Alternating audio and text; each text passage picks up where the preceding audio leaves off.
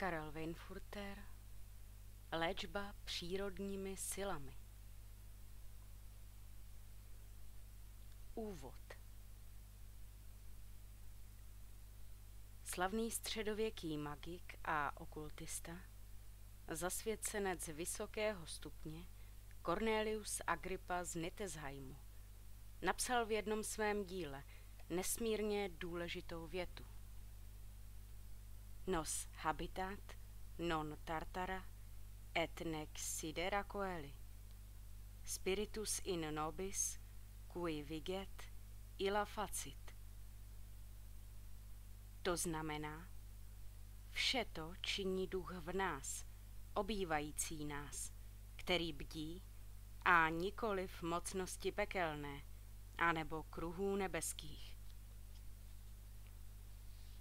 V této větě jest obsažen základ celých okultních nauk, neboť je jí řečeno, že největší moc světa, veškeré síly přírodní, veškeré mocnosti magické, čili hermetické nebo okultní, jsou soustředěny v našem nitru, totiž v onom duchu, který vše oživuje, který v nás sídlí a který stále bdí, a o němž pravil svatý Pavel, že jsme jeho chrámem.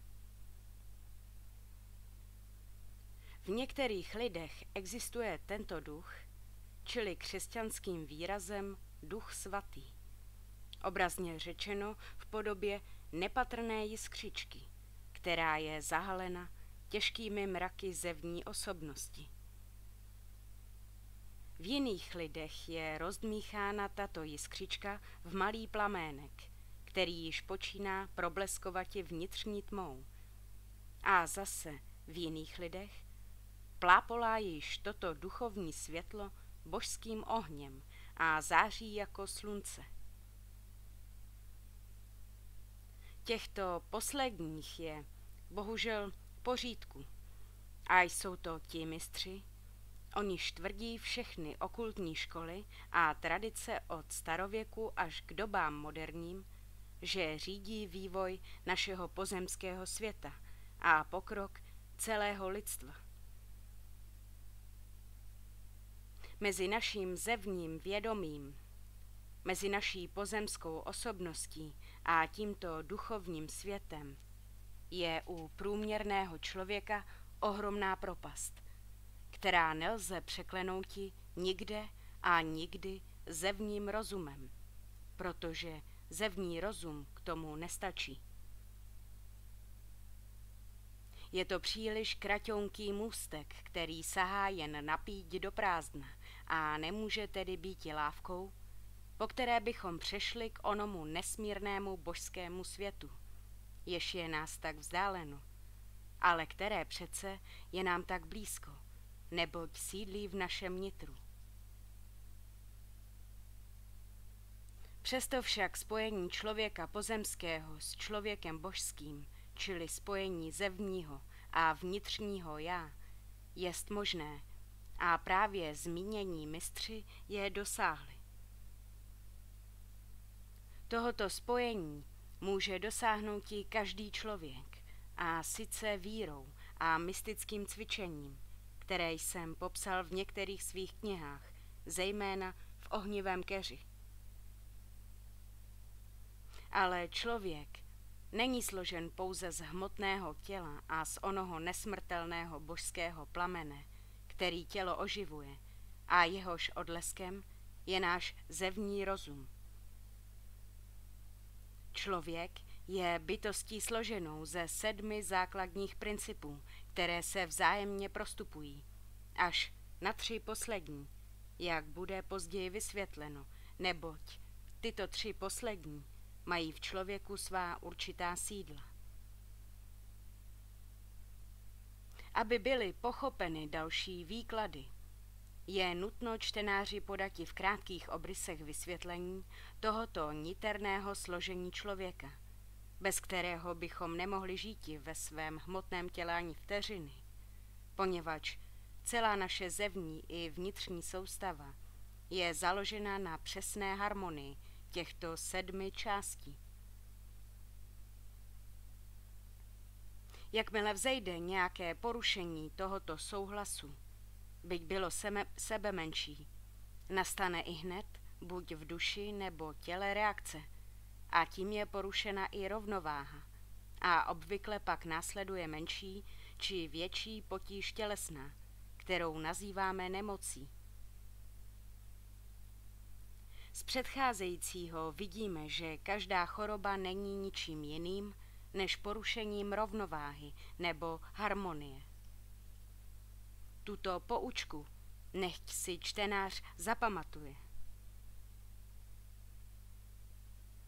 Máme-li však udržovati harmonii nebo rovnováhu svého nitra, musíme míti o svém složení jakousi představu a nevšímati si pouze hmotného svého organismu, jako se děje obvykle. Kdo totiž se domnívá, že jeho osobností je pouze jeho hmotné tělo, žije v naprostém klamu a tento klam se více méně mstí, neboť nezapomeňme, že vědění jest mocí. Dnes jest již marné veškeré úsilí starého materialismu a racionalismu udržeti lidstvo v bludu, který se rozšířil po velké revoluci francouzské. Jakoby člověk byl jen inteligentním zvířetem a jakoby neexistovalo nic, kromě hmoty. I moderní práce školní vědy došly k nezvratnému přesvědčení, že jsou ještě světy jiné, neviditelné a našim hrubým smyslům nepostřehnutelné, které existují mimo nás a také v nás. A okultní zkušenosti dokázaly nesčetněkráte, že vlastně svět neviditelný je základem světa viditelného a že naše osobnost je prvkem duchovním a nikoliv hmotným. Nejlepším důkazem velikého pokroku okultních nauk v posledních letech jest okolnost, že ke studiu neznámých psychických sil a okultních zákonů byly již zřízeny univerzitní stolice, a sice před několika lety v Bostonu v Americe a v posledních měsících také v Bernu ve Švýcařích. To jsou fakta, s nimiž se musí smířit i každý člověk vzdělaný i nevzdělaný. Třeba byl nejurputnějším materialistou. Vraťme se však k našemu tématu. Člověk se skládá ze 7, řekl bych součástek, ale vlastně principů, které stojí na různých úrovních onoho základního elementu, kterému říkáme všeobecně hmota. Ale hmota má různé stavy skupenství od hrubého, tekutého, plynného, éterického až k mnohým vyšším stupňům, jež naprosto unikají našim smyslům, které jsou organizovány jenom pro vnímání našeho hrubého zevního světa. Takže o něch vyšších stavů hmoty nemohou postřehnouti. Základních skupenství hmoty jest 7. Právě tak jako principů v člověku. A každý tento princip odpovídá svým složením jednomu skupenství hmoty. Přitom ovšem nemám na mysli naše známé stavy hmoty jako tekutiny, plyny a hmotu pevnou, neboť to vše náleží vlastně světu materiálně hrubému. Prvním principem člověka jest hmotné tělo. Již naše hmotné tělo jest vlastně nesmírně komplikovaným činitelem v celém stvoření, neboť je to ohromná továrna fyziologicko-chemická, vedená však vyššími silami, o níž moderní věda nemá dosud ani ponětí. V našem těle pracuje spousta rozmanitých sil, které jsou z části vědecky známy, ale z větší části jsou jen tušené nebo neznámé, nebo dokonce popírané. Tento fakt jeví se rozmanitými tělesnými stavy a vlivy, které sice člověk pociťuje, ale již si nedovede vysvětliti. Rovněž různé stupně našeho vědomí, jako vědomí zastřené, mdloby a hlavně spánek, jsou výsledkem jistých vyšších sil, které unikají každému hmotnému bádání. Ale i samotná fyzická a fyziologicko-chemická a biologická práce našeho organismu je pro člověka nezaslepeného falešnou filozofií některých lidských jedinců naprostým důkazem o existenci centrálního vedení této ohromné továrny našeho těla, o existenci ústředního ředitele, jehož moudrost a síla převyšuje vše, co si člověk může představiti. Kdo bude sledovati další moje vývody, založené na nejstarších tradicích z doby Atlantovců, starých Egypťanů, Asyřanů, Peršanů a jiných kulturních národů, musí dojíti ku přesvědčení, že tito národové, stejně jako středověcí okultisté a alchymisté, věděli o těchto záhadách člověka mnohem více, než naše přechválená a nadsazená moderní kultura, které se, bohužel, však dosud nepodařilo morálně podepříti ani jediného člověka. Neboť kultura vědecká není kulturou srdce, nýbrž jen zevního rozumu, jenž může sice zdánlivě oslňovati, ale ve skutečnosti je elementem časným, velmi proměnlivým a pochybným.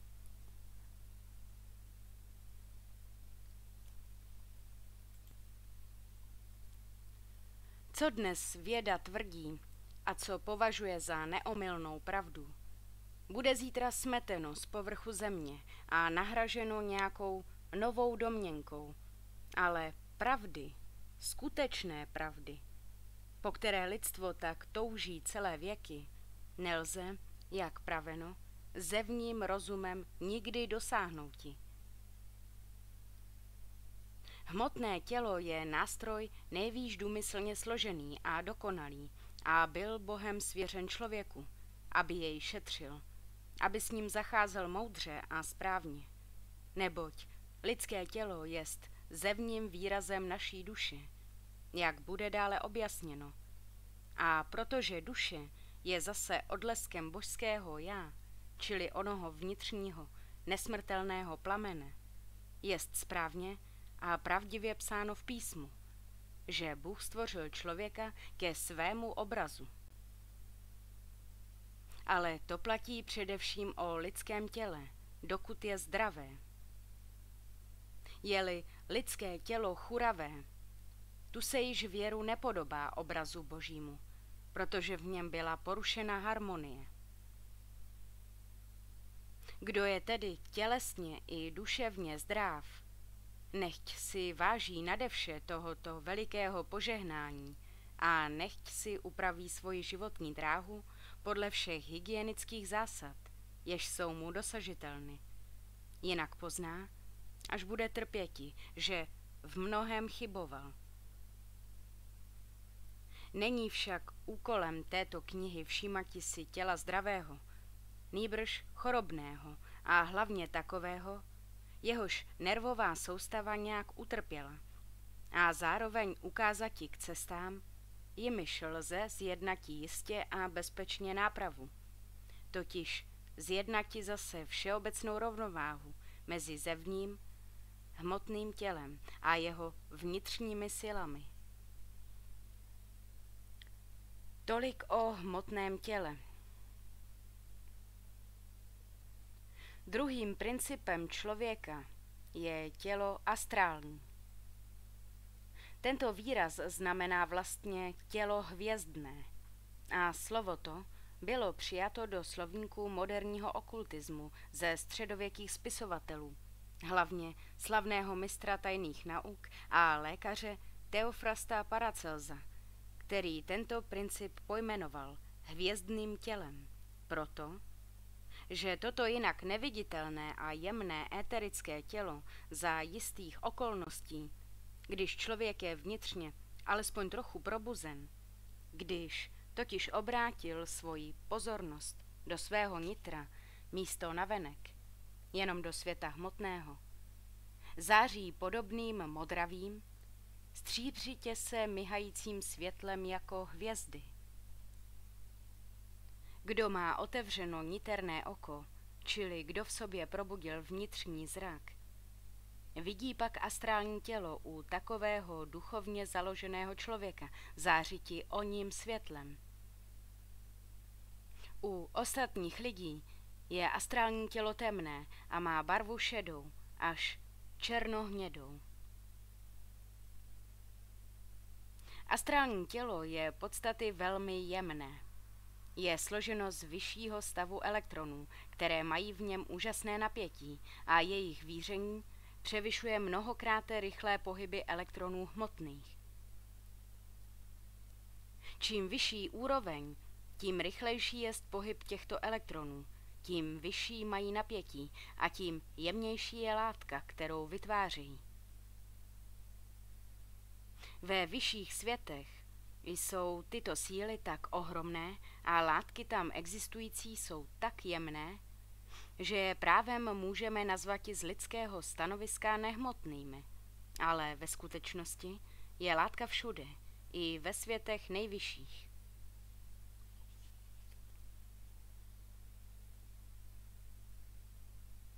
Astrální tělo není však jednotné, neboť se skládá z několika složek hrubších a několika vrstev jemnějších. Hutnost nebo jemnost astrálního těla odpovídá vnitřní povaze člověka, totiž jeho morálnímu vývoji.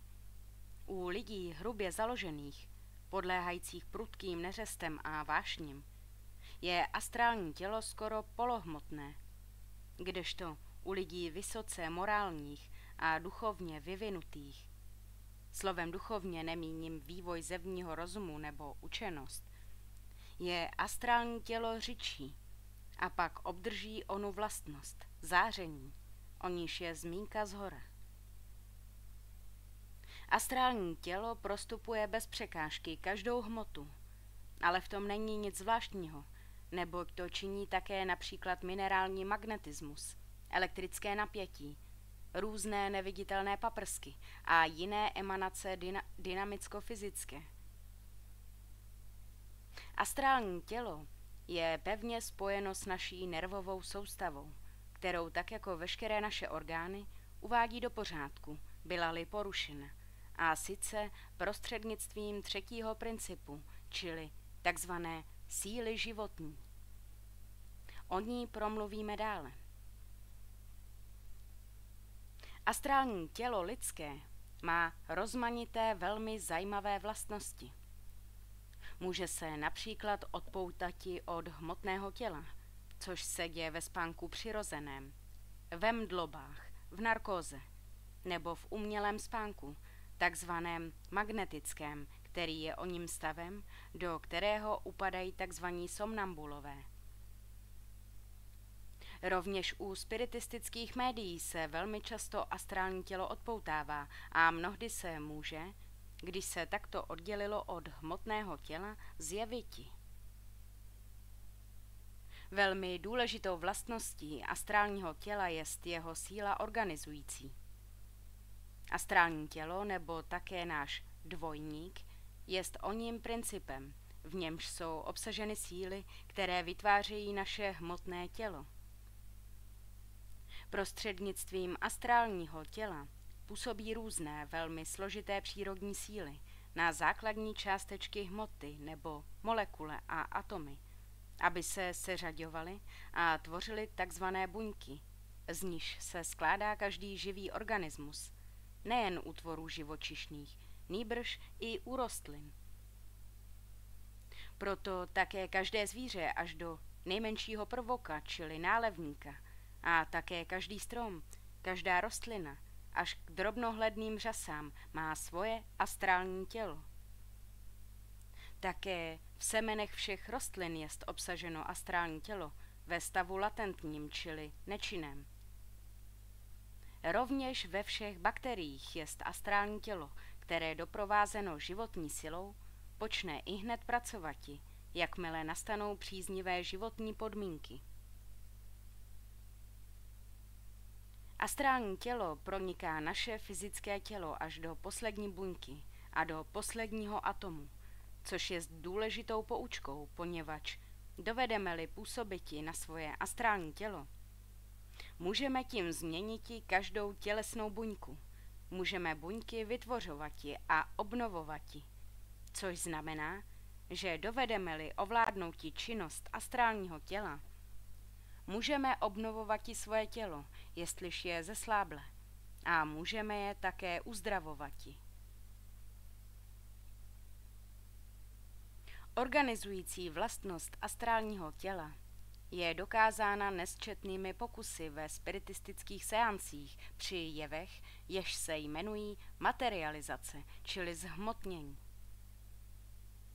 Máme-li po ruce vhodné médium, jehož astrální tělo v takzvaném stavu trance může vystupovat i z těla fyzického, dochází ke zjevům takzvaných duchů, totiž ke zhmotnělým tvarům, které se podobají naprosto živému člověku, které jsou na krátkou dobu hmotné, takže mohou mluviti, dýchají, mají srdeční tep a jeví vůbec veškeré známky pomíjivého skutečného života. V jiných případech, kdy médium nemá dostatečné síly, vytváří se alespoň jednotlivé údy, jako ruce, nohy a hlavy v podobě lidské, které mají svůj vlastní pohyb a svůj život. Tyto útvary, jak bylo fotograficky zjištěno, vycházejí nejprve neviditelně, nebo i viditelně v jakémsi párovitém, polohmotném tvaru z těla média a pak se zhmotňují a od jeho těla oddělují. Mnohokráte byly docíleny parafínové odlitky těchto útvarů a, jak řečeno, byly také mnohokráte fotografovány, čímž věc je dokázána nad veškerou pochybnost. Nesmírně důležitá schopnost astrálního těla vytvářeti organismy, a tedy také celý organismus lidský, je základem sebeléčby prostřednictvím oněch sil, které astrálním tělem působí. Astrální tělo je přesná forma těla lidského, poněvadž fyzické tělo je s tím úplně naplněno. Jestliže se tedy stane určitým způsobem astrální tělo viditelným, což jest možno buď za života těla fyzického, a nebo po jeho smrti, podobá se naprosto živému člověku a tento zjev náleží do oboru strašidel a duchů.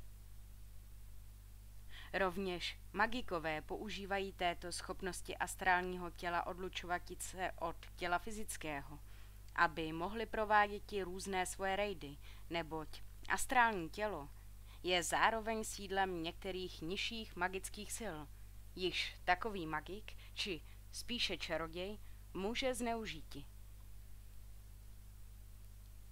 Lidé podobní pracovali zejména ve středověku pomocí svého astrálního těla a k tomu cíli se uváděli do magického spánku různými omamnými, zvláště rostlinnými látkami, takzvanými narkotickými prostředky, nebo také zvláštním soustředěvacím cvičením.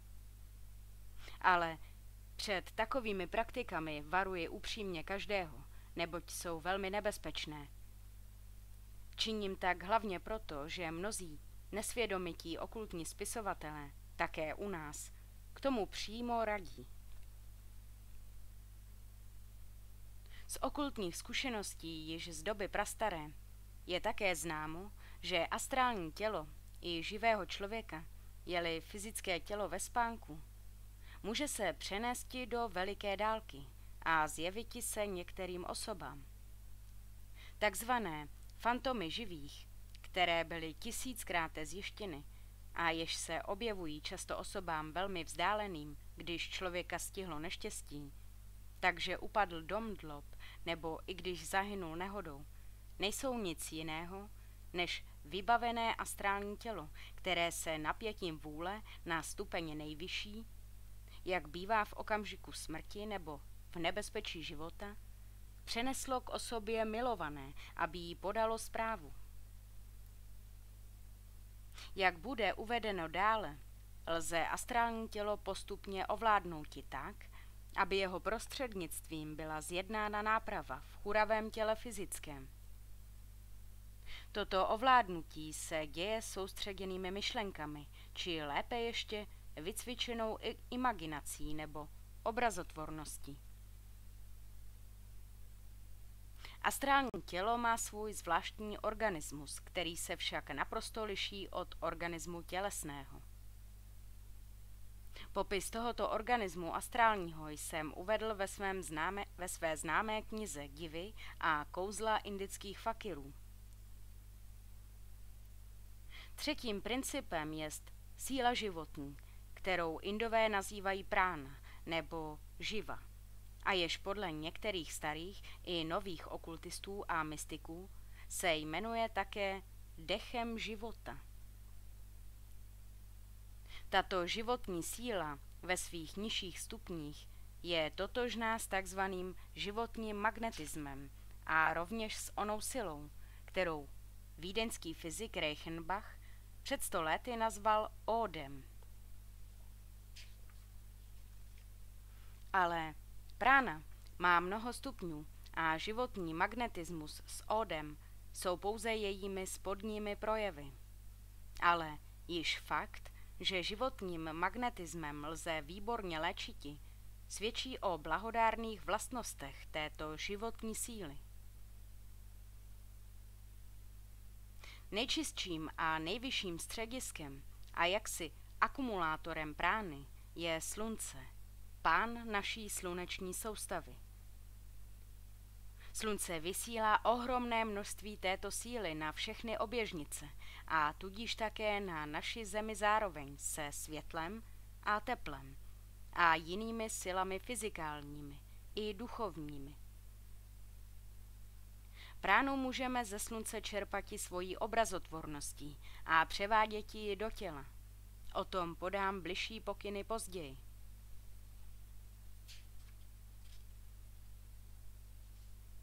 Tato životní síla se musí v těle neustále obnovovati, což se děje hlavně dýcháním, také kožním a rovněž potravou. Dále ještě jinými pochody, jichž věda dosud nezná. Rovněž magnetické léčení není vlastně nic jiného, než převádění zdravé a čerstvé prány do nemocného těla. Nejvíce prány vstřebává lidské tělo na zdravém venkovském vzduchu a krátkým pobytem ve vodě, při koupeli ve volné přírodě a rovněž pobytem na slunci, přičemž tělo musí ovšem býti pokud možno obnaženo.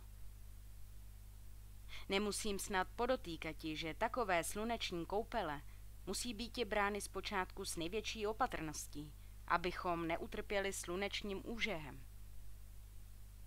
Teprve když tělo zhnědlo vytvořivším se pigmentem, můžeme zůstati na slunci libovolně dlouho.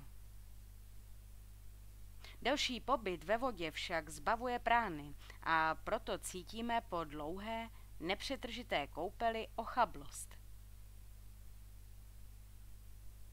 Takzvané vitamíny, které věda teprve nedávno objevila, jsou vlastně látky nabité velmi mocně životní silou. Jsou obsaženy v mléku, másle, ale účinnější jsou v čerstvém ovoci a nevařené zelenině. Prána je soustředěna hlavně v nervech a proto každý, kdo trpí nervovými poruchami, musí hleděti, aby nahradil nedostatek prány. Předpisy k tomu budou podány. Prána je vlastně pojítkem mezi tělem fyzickým a astrálním, a sice prostřednictvím nervů, jimž je rozváděna po celém těle. Prána je život. Kdyby nebylo této kosmické síly, nežilo by na Zemi nic. Pránu lze ovládnouti lidskou vůlí a obrazností, ale k tomu je třeba zvláštního výcviku. Pak může býti vedena představou do kterýchkoliv orgánů. Jestliže z nějaké příčiny vznikne v některém tělesném orgánu nebo údu, nedostatek prány, tu vždycky takový orgán onemocní. Čtvrtým principem člověka je takzvaná káma. Toto slovo je ze sanskrtu, staré indické řeči a znamená vlastně souhrn všech nižších chtíčů člověka. Káma je soustředěna ve spodní části lidského těla, hlavně v podbříšku a břichu. Její činnost je zjevna v hladu, žízni a ve všech tělesných potřebách. Ale jiná její činnost se jeví v pudu pohlavním a také v projevech všech vášní, od smyslnosti až k nenávisti. Všechny nízké pudy člověka a veškeré jeho vášně mají své sídlo v kámě. Takzvaných 7 hlavních hříchů znamená činnost kámy podle učení křesťanského. V kámě je středisko nižší, čili zvířecí vůle, a chceme-li dojíti jakéhokoliv duchovního pokroku, musíme tuto kámu ovládnouti, zvláště tehdy, když se chceme spojiti takzvanou mystickou cestou se svým božským duchem, o němž promluvím jako o principu 7. Ale bylo by chybou domnívati se, že toto ovládnutí kámy lze prováděti nějakou askézí nebo násilným způsobem.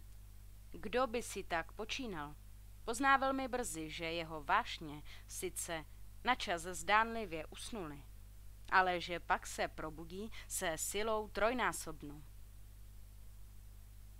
Kámu lze bez nebezpečí a jistě ovládnouti ne rozumem, nýbrž činností citovou. Tím míním odevzdanost do vůle Boží, ve které člověk všechny svoje chyby a nedostatky obětuje svému vnitřnímu božství. Tím se nám podaří vstoupiti do stavu takzvané božské milosti. To znamená, že Bůh přijme naši oběť a že nám poskytne dostatek síly, abychom přemohli vliv kámy. Kdybychom to chtěli docíliti přísnou sebekázní, stali bychom se obětí těžkých duševních rozvratů, což jest vlastně přirozené, neboť každé násilí na přírodě se mstí. Moderní rozšíření okultismu přineslo k nám také různé metody, hlavně z východu, které jsou částí určité sebekázně v takzvaných školách jogických. Jogínové jsou indičtí svědci nebo kajícníci, kteří zasvětili svůj život již od mládí duchovnímu vývoji a kteří zvláštní životosprávou, jakož i soustředěnováním myšlenek a jinými způsoby, hledí dosáhnouti spásy, to jest vědomého spojení s vnitřním božstvím. Jejich metody jsou na místě právě jen pro rozené Indy, ale nikoliv pro nás, lidi západní, kteří jsme duševně zcela jinak organizováni a kteří žijeme v prostředí zcela jiném. Indická sebekázeň se zkrátka pro nás nehodí a ten, kdo by se jí chtěl podrobiti, uškodí si v míře nemalé a nic nedosáhne. O tom mám svoje osobní zkušenosti. Rozšíření takzvaného vegetarismu, totiž požívání výlučně stravy rostlinné, patří rovněž k takové sebekázni a k potlačení vlivů kámických. Vegetarismus je zajisté dobrou věcí, ale ne pro každého. Naše podnebí a náš život vylučují často pouhou stravu rostlinou a proto jsou u nás známy případy, kdy osoby, které přestaly požívati masité stravy, byly postiženy ochabnutím organismu, ba někdy také těžkými chorobami, zejména úbytěmi. Jsou ovšem i lidé jiní, kteří snášejí potravu rostlinou zcela dobře, ale chybou je šířiti takové nauky, jako by se mohly státi všeobecnými. Kdo by se chtěl vzdáti masité stravy, nech se tedy poradí se zkušeným lékařem, aby si neublížil. Bližší výklady o sebekázni a o její neprospěšnosti nebo nevhodnosti v našich poměrech nalezne čtenář hlavně v mém obšírném spise o mystické cestě Ohnivý keř. Přesto jest nutno, aby každý, kdo chce léčiti svoje nervy, upravil v jistém směru svůj život a hlavně, aby se varoval všech výstředností, jakož i nemírného požívání alkoholu, i tabáku, výstředností sexuálních a každého rozčilení. Lidské tělo, astrální tělo, prána a káma je takzvaná smrtelná čtveřice. To jest, tyto principy se po smrti musí rozložiti, aby pak ve svých elementech přešly do tvarů jiných. Pátým principem člověka jest manas. To jest nižší duše člověka, zároveň s onou silou, která v člověku myslí a jež se jmenuje indicky čita. Manas je sídlem zevního rozumu a jeho středisko je hlavně v mozku. Ale tato nižší lidská duše není vlastně pravou naší osobností nebo individualitou, neboť ta je obsažena v principu 6. a 7. V tomto manasu je obsažena zevní osoba člověka tak, jak se nám jeví na světě. Je v něm středisko vůle a proto člověk prostřednictvím svých myšlenek, které jsou činností manasu, může ovládati všechny ostatní principy nižší, neboť v okultních naukách, tak jako všude jinde, platí zásada, že vždy síla vyšší ovládá sílu nižší. Projdeme-li tedy řetězem sil od hmotných až k nejvyšší, dospějeme ku prasíle, čili Bohu, který samozřejmě ovládá všechny ostatní síly a tím i celý vesmír. Pokud se týká lidské duše, je nutno věděti, že má 2 póly, totiž vrchní a spodní. Spodním pólem je lidská duše, spojená s kámou, astrálním tělem a životní sílou a tím také s tělem hmotným.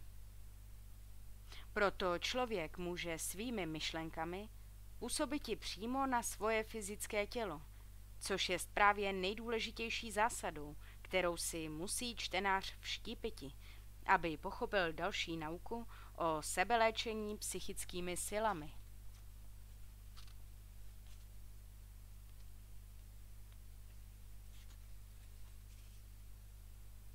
Druhý, vyšší pól manasu, je spojen se 6. principem, o němž promluvíme dále. Další důležitou poučkou jest, že lidská duše je buď smrtelná, nebo nesmrtelná, podle toho, v jaké míře se dala připoutati ke smrtelné čtveřici, která již byla popsána, nebo v jaké míře se dovedla přikloniti svým idealismem, čistými sklony a morální silou k 6. principu, který jest již sám o sobě nesmrtelný. Napsal jsem zhora, že manas má 2 póly a že spodním směřuje ke kámě a vrchním k 6. principu, čili duši božské. Po smrti těla fyzického je lidská duše víceméně rozdělena.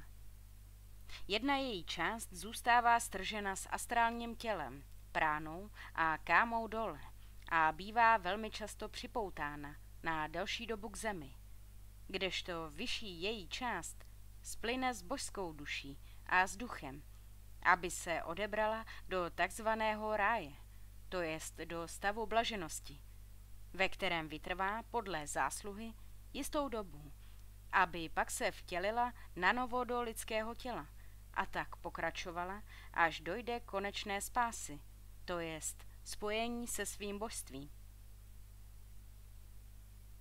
Hlavním omylem spiritistů jest, že se domnívají, že astrální bytosti, s nimiž se stýkají v sezeních, jsou skutečnými a celými lidskými duchy, kdežto ve skutečnosti tyto bytosti jsou pouze astrálními těly, oživenými do jisté míry pránou, kámou a nižší částí lidské duše, ve které zbyly pouze vzpomínky na hmotný život.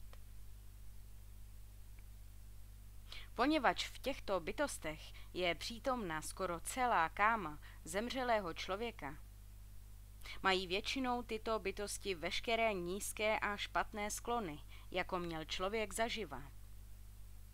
A protože není v oněch bytostech přítomna božská duše, ani věčná jiskra boží, nemají a nemohou míti tyto bytosti o nic vyšší rozum nebo moudrost, než měl člověk zaživa. Proto nám tito duchové nemohou zhola nic pověděti o okultních zákonech nebo mystériích, nebo vůbec věcech duchovních, a jejich výpovědi se omezují na vědomostech média nebo přítomných lidí v seanci, protože taková bytost astrální dovede čerpati všechny vědomosti z podvědomí přítomných lidí. Stává se ovšem někdy, že médium sdělí věci, které jsou všem přítomným naprosto neznámé, ba že dá najevo i vyšší vědomosti, které přesahují vzdělání přítomných. Tyto případy byly zjištěny a vysvětlení jejich není tak prosté, jak by se zdálo. Médium může totiž upadnouti do zvláštního stavu, kdy jeho vlastní božská duše se počne projevovati pod maskou nějakého cizího ducha. Poněvadž vše to se děje v neviditelnu, nemohou přítomní rozeznati, odkud takový projev vyšel, čímž vznikají ony omyly. Božská duše člověka je absolutně jasnovidná a může pověděti věci nejhlubšího významu. Důkazem toho jsou výroky lidí, kteří byli uvedeni do somnambulního stavu, v němž se často božská duše odpoutává od těla a používá fyzického těla jako prostředníka, ale bez použití jeho tělesných smyslů, neboť přitom užívá svých vlastních smyslů, duševních, které jsou mnohem dokonalejší než naše smysly tělesné. Poněvadž rozpoltění lidské duše po smrti jest podle různých případů okamžikem nejradostnějším nebo nejtragičtějším, neboť zde běží o záchranu lidské osobnosti, je nutno pro každého, aby usilovně obracel svoji mysl k věcem duchovním a aby nelpěl jedině na věcech světských a hmotných. Čím více kdo podléhá svým vášním a čím méně si všímá svého duchovního jádra, tím více mu hrozí nebezpečí, že nedojde takzvané spásy, totiž, že jeho duše bude větší svojí částí stržena do astrálního těla. S nímž pak musí dlouhou dobu blouditi jako pouhý fantom v neviditelném světě, ve sférách velmi blízkých u země, aby se nakonec se všemi ostatními nízkými principy nadobro rozpadla a rozložila. Proto také domněnka spiritistů, že by duch zemřelého člověka mohl dále pokračovati v neviditelném světě, až by dostoupil vrcholu svého vývoje, je naprosto bludná a nesprávná.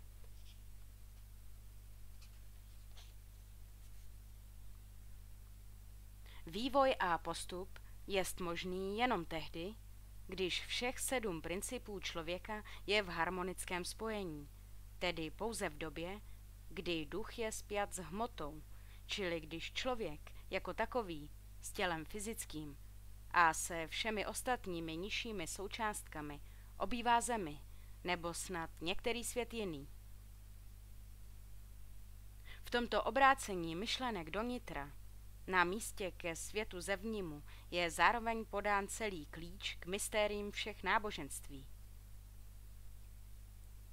Velikou chybou teologů jest a bylo, že vykládají Boha příliš antropomorficky, totiž jako bytost člověku příliš podobnou, která odměňuje dobro a trestá zlo. Vypadá to pak, jako by někdo řekl, budeš-li mravným a dobrým, dojdeš od Boha odměny, jinak však budeš trestán. Ve skutečnosti je to pouze duchovní zákon, který zde pracuje zcela přesně a s matematickou důkladností, ba řekl bych skoro mechanicky. Každý klidí jenom to, co zasel. Každá myšlenka šlechetná musí bezpodmínečně nést v budoucnu svoje dobré ovoce a zrovna tak zlé ovoce nese zase myšlenka druhu opačného. Z toho vidíme jasně, že ovládání myšlenek jest vlastně klíč ke všemu dobru na zemi i ve světě neviditelném, nebo jinými slovy na nebi. Ovládání myšlenek nás zbaví jedině všech ostatních pozemských přítěží, které teologové nazývají hříchem. V pravém slova smyslu je hřích pouze překročení nebo přehlížení zákona duchovního nebo božího, což je totéž. Zákon tento nedbá, zdali jej člověk zná nebo nezná. Je zde a člověk se jim má říditi. Kdo se mu nepodrobuje, klidí utrpení. Tento zákon však v celém jeho rozsahu pozná člověk jen cestou vývoje.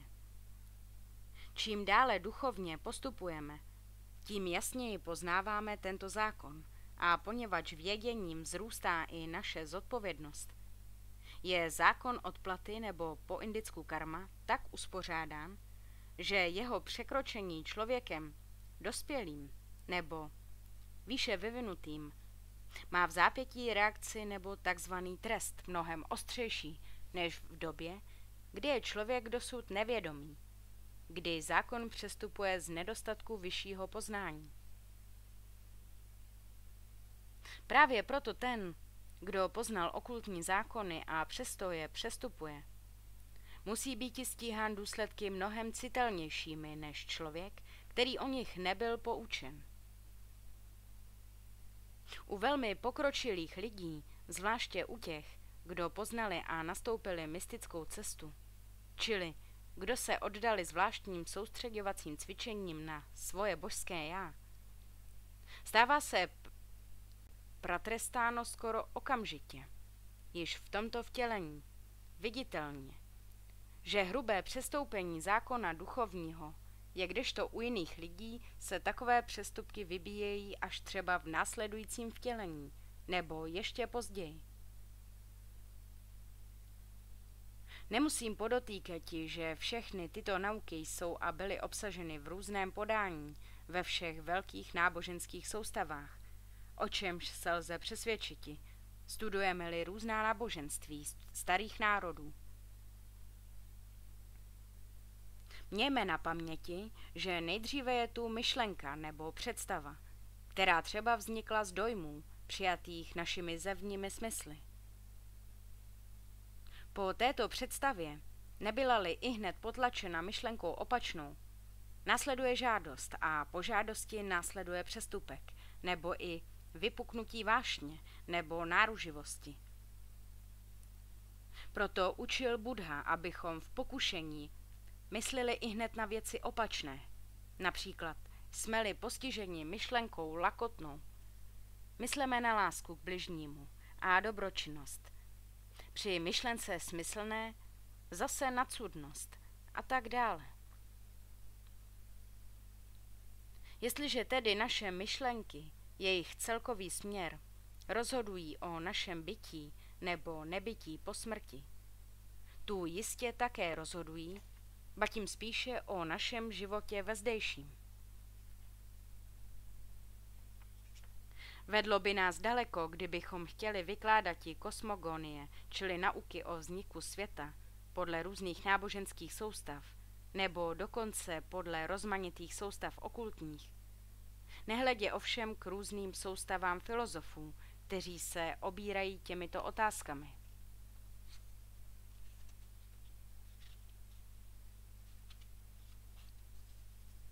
Kosmogonie náboženské a okultní mají pro nás ovšem mnohem větší cenu, nežli soustavy filozofické, které vznikly mozkovou činností, čili rozumovým uvažováním.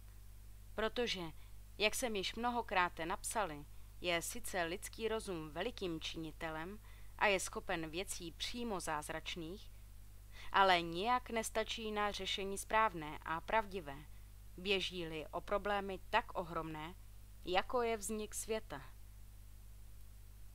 Zde musíme více spoléhat na takzvané zjevení, totiž na výroky zasvěcenců, kteří byli a jsou ve spojení s nejvyššími duchovními sférami. Ve všech oblastech lidského vědění platí totiž svědectví. Proto platí svědectví i v otázce vzniku světa. Bylo-li tehdy svědků. Podle náboženských a okultních nauk byl ovšem svědek jenom jediný, totiž Stvořitel. A jestliže tedy takzvaní mistři, čili adepti nejvyššího stupně, jsou spojeni s Bohem, tu jejich duševní obzor je nekonečně širší u porovnání s lidským rozumem, poněvadž jsou proniknuty božskou moudrostí a tudíž mohou také věděti věcí nejskrytějších a nejtajnějších. Proto jejich výroky, čili zjevení, musí býti v celku pravdivá, přičemž ovšem je věcí každého člověka, zdali jim věří či nikoliv.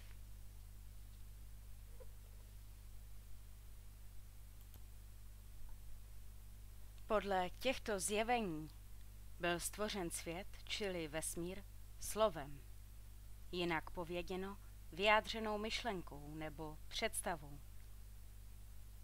Tato základní okultní poučka má pro nás zvláštní význam.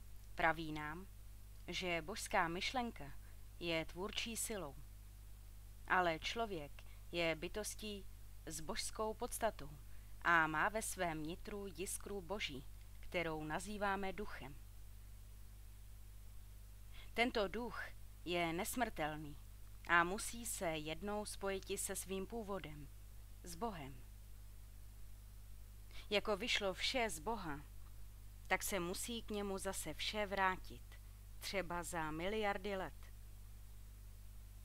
Toto učení nalezneme právě tak v indické Bibli, Bhagavad Gítě, jako v Bibli křesťanské, jako v tajuplné knize Dzyan, kterou přeložila paní H.P. Blavatská, a stejně i všude jinde, v každém náboženství skrytém, čili ezoterním, které jest, jak známo, podkladem každého náboženství zevního, jinak exoterního, určeného pro dav.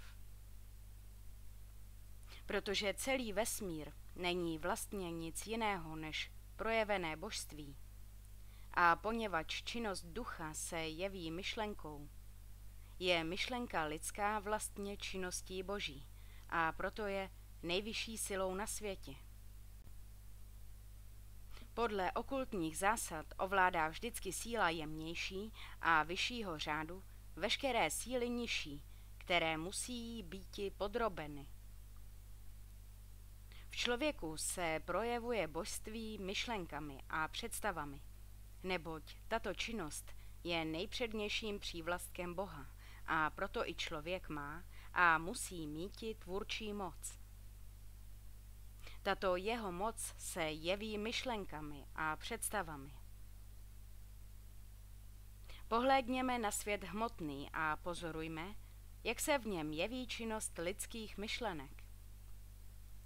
Není jediného vynálezu, není jediného uměleckého díla, ani obrazu, ani sochy, ani architektury, aby člověk, jako jejich tvůrce, neměl napřed zcela přesné představy svého budoucího díla. Všichni dělníci ducha, spisovatelé, umělci, komponisté hudební, stejně jako technikové nebo učenci, kteří hledají v bludišti ohromné přírody, musí mít i napřed představu svých děl, než jich mohou provésti, než jejich myšlenka se zhmotní, aby se projevila na pozemské úrovni. Každý vynálezce vám řekne, že před uskutečněním svého stroje nebo díla jiného viděl duševním okem přesně to, co chtěl sestrojiti. Tato jeho představa nebo myšlenka se pak zhmotnila a promítla se tak do světa hmotného. Podle okultních zásad je neviditelný nebo duchovní svět sférou příčin, kdežto náš svět viditelný a hmotný je sférou následků. Kdo jen trochu přemýšlí, pozná, že tedy lidská představa je vlastně magickou silou, která neustále tvoří to, nač myslíme, ať o tom víme, či nikoliv. Ve svém spisu Tajné síly přírody a člověka vysvětlil jsem, jak lidské myšlenky dopadají do astrální, čili neviditelné říše, jako úrodná zrnka, která tam vyklíčí a pak se objevují v našem hmotném světě jako skutečné tvary. Každá naše myšlenka, ať dobrá nebo špatná, ať trvalá nebo prchavá, má tuto tvůrčí sílu. A jestliže se neprojevuje v zevním světě okolním, tu se jistě projevuje v nás, totiž v našem hmotném těle. A právě to je příčinou, že naše tělo podléhá mnohým změnám, z nichž některé jsou blahodárné a jiné jsou škodlivé. Těmto škodlivým změnám říkáme choroby. Každá choroba lidská je vyvolána nějakou špatnou nebo nesprávnou myšlenkou. Odpovíte snad, že jsou choroby infekční nebo nakažlivé a že tedy příčina takových chorob je vždycky zevní. Ale jistě jste slyšeli, že každý lékař radí v dobách epidemií, aby lidé se varovali všeho strachu. Proč? Poněvadž lékaři, ač neznají okultních zákonů, tuší přece, že strach oslabuje organismus člověka a že jej činí přístupnějším choroboplodným bakteriím. Lékaři nevědí, proč strach organismus oslabuje. Nevědí, proč představa nákazy přitahuje skutečně nákazu, ale tuší, že je tu něco, co u člověka lhostejného nebo statečného brání nákaze. Lékaři říkají, že bázeň před nemocí vyvolává takzvanou dispozici, čili sklon právě k chorobě, které se člověk bojí. Ve skutečnosti člověk bázlivý uvede do pohybu myšlenkové síly a právě svojí obrazností přitahuje nemoc. Právě tak, jako vynálezce nebo umělec zhmotnil svoje dílo jedině po předcházející představě, tak také každý jiný člověk svojí myšlenkou zhmotní nebo přitáhne si chorobu. Vše, co myslíme, si také přitahujeme, protože myšlenky jsou skutečné síly, právě tak účinné, jako tlak vody v turbíně, nebo pára v lokomotivě, nebo tlak výbušné látky v dělu. Dokonce lze říci, že myšlenka jako nejvyšší a nejjemnější síla ve vesmíru překonává svým účinkem všechny síly ostatní, ač působí tajně a mnohdy velmi zvolna. Ale při velmi silném myšlenkovém napětí může představa způsobiti v lidském těle dílo zkázonosné, ba okamžité. Víme přece, že mnozí lidé zemřeli náhle z veliké radosti nebo zase z velikého smutku. Nedávno se objevila v denních listech zpráva o jednom letci, kterému v ohromné výšce při takzvaném loopingu zůstal stroj převrácený a letec se marně namáhal obrátit letadlo do správné polohy. V tom cítil, že vypadává ze stroje. S největším úsilím se zadržel rukama, kopl do jedné páky a v nejbližším okamžiku se snášel šťastně padákem k zemi. Letadlo se zřítilo, ovšem mnohem rychleji a rozbilo se. Letec, když vystoupil z padáku, měl vlasy bílé po přestálé hrůze. Ale diváci, kteří pozorovali strašný výjev, viděli, že od převrácení letadla k sestupu letce uběhlo sotva několik vteřin. Za dobu tak krátkou zešedivěl. Naše myšlenky působí tedy především na naše tělo. Prostřednictvím těla astrálního působí myšlenka. Jinak činnost duševní na tělo hmotné a stále je mění. K těmto důležitým věcem se ještě vrátíme později, neboť jsou vlastně osou, která je středem našeho života. Mezi božským duchem, který sídlí v každém člověku, a sice v jeho srdci, a duší lidskou či manasem, je takzvané Buddhy, čili princip šestý. Je to božská a nesmrtelná duše, která ve skutečnosti je jaksi oděvem ducha. Tento princip je čistě mystický a naprosto tajuplný. Psychologové a filozofové znají jenom část duše lidské, pátého principu, ale o Buddhy nemají ani tušení. Projevem Buddhy je svědomí. V Buddhy jsou sídlem všechny lidské ideální myšlenky, všechny posvátné vzněty, rovněž čistá umělecká činnost vyrůstá z Buddhy. V tomto principu je uložena schopnost rozeznávání mezi dobrem a zlem. Je v něm také sídlo čisté lásky a vůbec všech vyšších lidských citů. Božská tato duše se jeví lidem mysticky vyvinutým, tedy těm, kteří v sobě probudili vnitřní smysly, jako bytost ohnivá. Buddhy je ve všech náboženstvích symbolizované ženským božstvím, tedy ve starověku například Astartou, Isidou, Artemis, Aténou, Venuší, Afroditou, Frejou, Vesnou a mnohými jinými božstvy starých národů. Božská duše je onou panou, která zrodí v člověku Boha, ať již jej nazýváme po indicku Krišnou, po křesťansku Kristem, nebo podle nauky starých Egypťanů Horem, synem Osirise a Isidy. Nutno totiž vědět, že vždycky po jistém období objeví se na zemi Spasitel, který přichází u národa jednoho a po druhé u jiného, a že tento Spasitel obnoví vždycky náboženské ideje a že obvykle je toto jeho objevení se spojeno buď s historickou událostí nebo legendou, že se narodil z Panny.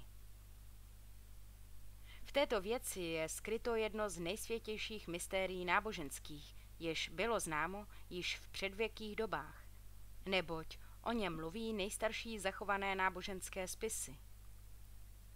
Je to mystérium kosmické a týká se ženského božství, které rodí stvořitele, čili syna, jenž sestupuje na zem jako vykupitel.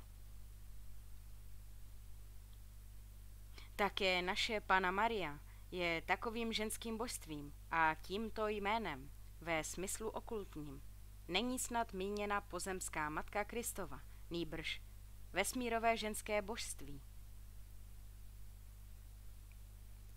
Podle okultních nauk je totiž člověk obrazem a podobenstvím vesmíru.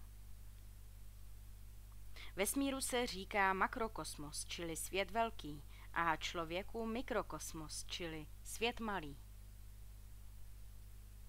Oba tyto světy jsou ve formální i skutečné souvztažnosti. To znamená, že vše, totiž veškeré síly, které existují ve vesmíru, jsou také obsaženy v člověku. Podle prastaré okultní nauky starožidovské, čili kabaly, má vesmír podobu lidskou. A protože podle téže nauky je vesmír vlastně božství, pochopujeme, co znamenají biblická slova, že Bůh stvořil člověka k obrazu svému. Z toho vyplývá, že i člověk má podobu vesmíru a že tedy člověk jako mikrokosmos ukrývá ve svém nitru vše, co je ve vesmíru.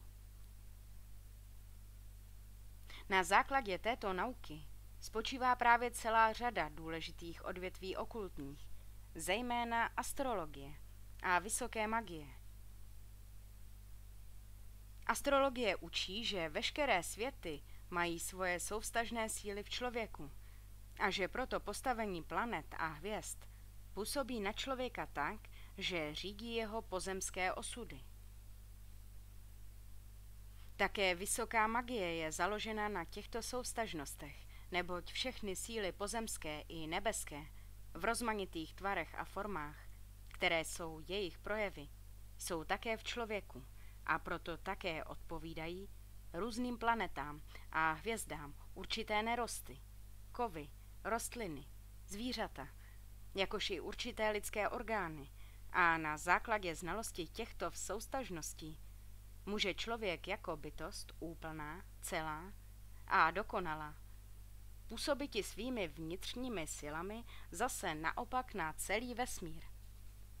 Může ovládati neviditelné světy a může jich použíti ke svým službám.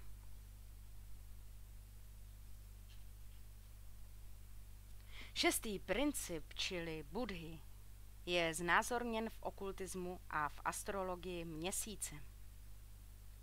Proto také symbol tohoto nebeského tělesa obyčejně v podobě srpečku je přívlastkem mnohých ženských božstev, jako Diány, Isidy, Astarty. A v křesťanství vidíme často obraz Madony.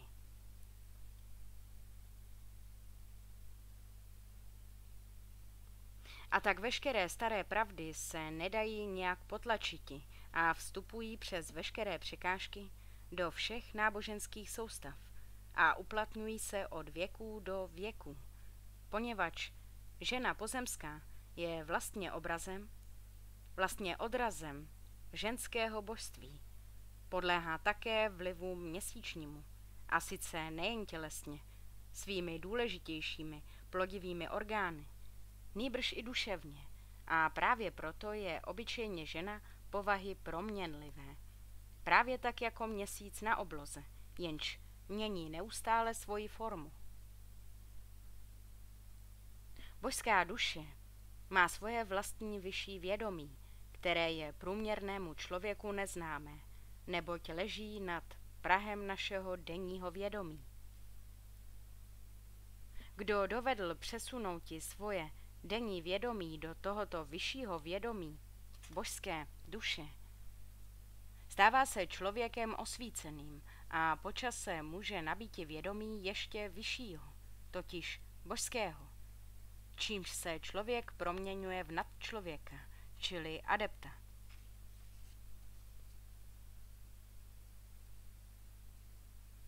Sedmým principem v člověku jest duch, nebo jinak duch svatý, nebo podle křesťanských středověkých mystiků Ježíš Kristus. Indové nazývají tento princip Atma. Tento sedmý princip jest oním skrytým Bohem, který se nikdy nemění, který nikdy nepodléhá jakémukoliv kolísání a jenž je tichým pozorovatelem našeho života, našich skutků a myšlenek, ale přitom neustále nad námi bdí, svými paprsky nás vede, chrání a udržuje při životě. Kdyby tento božský princip ustal i na zlomek vteřiny ve své činnosti, musel by člověk okamžitě zemříti, neboť v témže okamžiku by byla přerušena harmonická spolupráce všech ostatních principů a toho by naše hmotné tělo nesneslo. Také tento 7. princip v člověku je podstaty ohnivé, ale ještě čistší než u Buddhy. Proto čteme ve všech svatých knihách, kdykoliv jsou v nich líčeny přímé styky mistrů nebo proroků s jejich osobním bohem, že došlo k výjevům ohnivým. Plamen a oheň je znám od dávných dob jako symbol božství a proto byl oheň mnohými starými národy uctíván jako božský princip. To se ovšem dělo jenom zevně, jako dnes v křesťanství uctíváme některé obrazy božství. Ve smyslu ezoterickém, čili skrytém, je božství ovšem podstaty zcela jiné než oheň pozemský, který je pouhým hmotným výrazem onoho ohně božského. Atma, Buddhy a vyšší část lidské duše tvoří takzvanou nesmrtelnou trojici, která se stále převtěluje, až člověk došel úplného spojení s Bohem. Toto božské já je ukryto v každém člověku, ba v každém živém tvoru, a to v onom orgánu, který je pro život každého tvora nejdůležitější, totiž v srdci.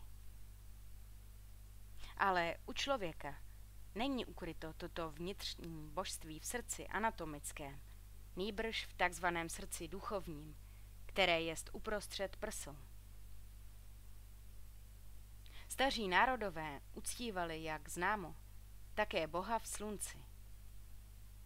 To se snad nedělo jenom proto, že museli uznati, že slunce je vlastně dárcem všeho pozemského života, nýbrž dělo se tak na základě prastarého okultního vědění, že v našem slunci sídlí skutečně ono božství, kterému říkáme kosmicky Kristus, a jež řídí vývoj a chod celé sluneční soupravy.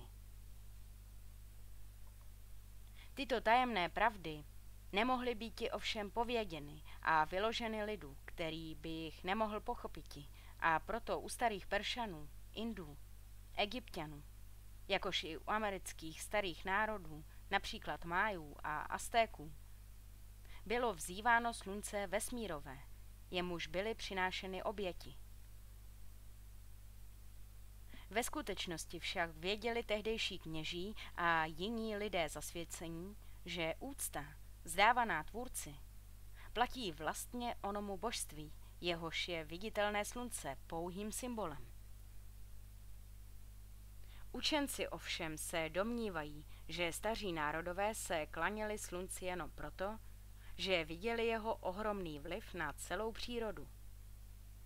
Tomu se nemůžeme diviti, neboť věda nepoznala dosud nauk skrytých, čili ezoterních. A nebo je prostě zamítá.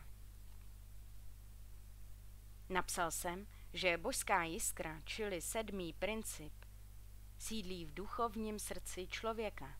Proto mystikové, čili ti, kteří chtějí v sobě poznati osobního svého Boha a spojiti se s ním, představují si v onom duchovním srdci buď to plamen, a nebo malé slunce, jako obraz slunce kosmického.